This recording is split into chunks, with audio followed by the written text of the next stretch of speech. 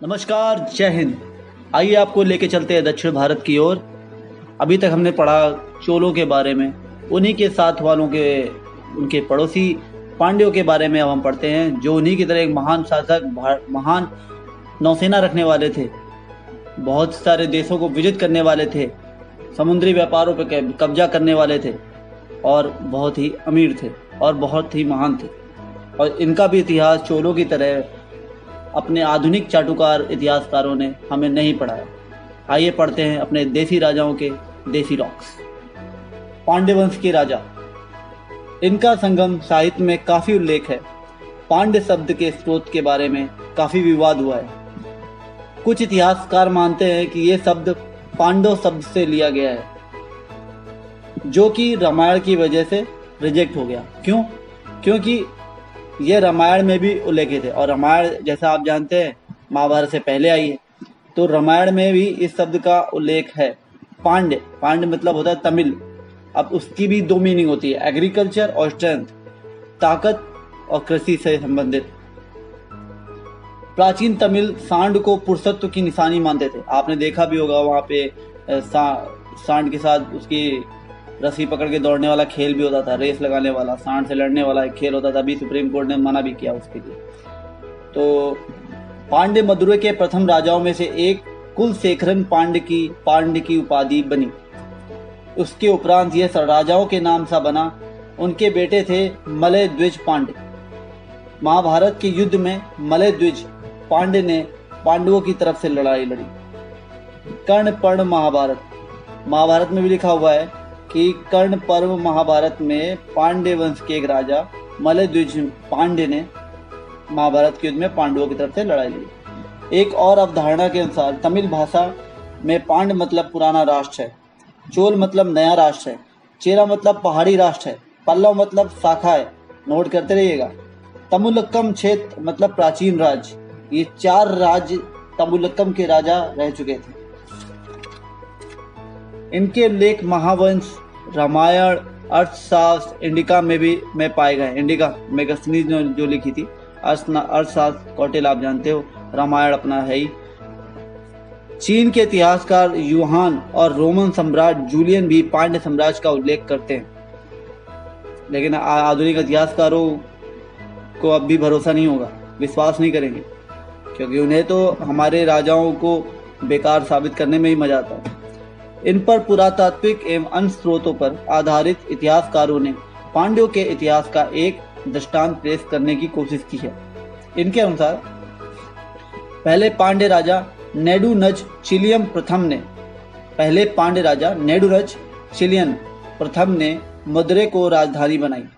उसने दक्कन के क्षेत्र से आक्रमण करने वाली सेना को हराया, इसलिए उन्हें आर्यपड़ई कंडंत पांड्यन की उपाधि मिली। ये उपाधि है, फिर से बोल रहा हूँ, आर्यपड़ई कंडंत पांड्यन, ये उपाधि है। इनके बेटे नेडुनज चेलियन द्वितीय ने प्रारंभिक पांड्य साम्राज्य के सबसे सर्वश्रेष्ठ राजा माने जाते हैं। इनको माना जाता है, इनके बेटे नेडुनज चेलियन द्वितीय को।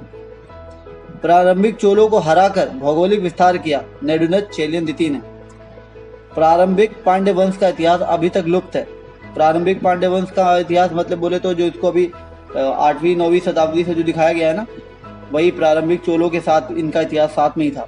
वैसे देखा जाए तो रामायण का साक्ष्य जाए तो रामायण के टाइम से था, लेकिन रामायण को तो आधुनिक इतिहासकार मिथ मानते हैं, लेकिन हम तो नहीं मानते ना, उनके हिसाब से नहीं चलना हमें। हमें वो सोचना है, देखना है जो सही है।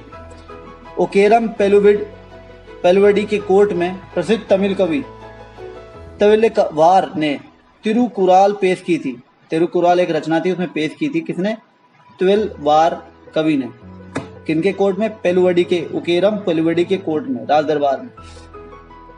मानवर्मन सुंदरम के राज्य में पांड्य फिर से दक्षिण भारत का हिस्सा बने। नोट कर दिए, नोट बना के। मानवर्मन सुंदरम के राज्य में पांड्य फिर से दक्षिण भारत का हिस्सा बने।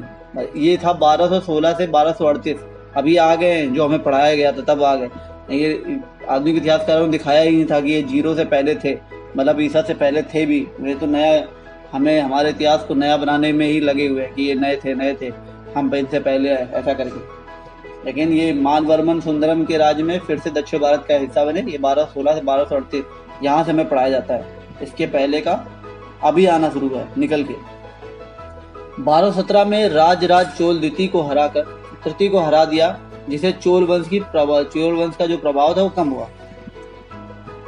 सबसे महत्वपूर्ण राजा जातवर्मन सुंदर पांड्य माने जाते थे, जिन्होंने चोल वंश को पूरा 1250 से 1268 में इनका था, उन्होंने समाप्त कर दिया। किसने? जातवर्मन ने चोल वंश को पूरा समाप्त कर दिया।